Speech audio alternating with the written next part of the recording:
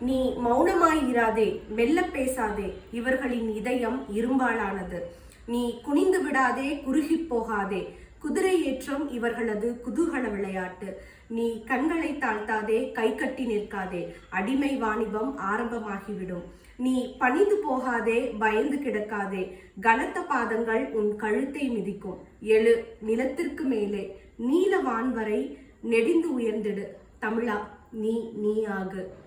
100 நாள் 100 புத்தகம். இன்றைக்கு 82வது நாள், 82வது புத்தகம். தென்றலில் தீ. இதை எழுதினவர் மக்கள் கவிஞர் கோமகன். இன்னைக்கு என்னுடைய அப்பாவோட நினைவு நாள். 9 ஆண்டுகளா அவர் என் கூட இல்லை, இருந்தாலும் அவர் விட்டு சென்ற எழுத்தும் தோழர்களும் என்னோட கூட தொடர்ந்து பயணிச்சுட்டே இருக்காங்க.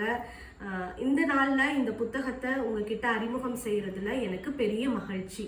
நீங்களும் இந்த கவிதை தொகுப்பை வாசிக்கணும். அன்பும் நன்றியும்.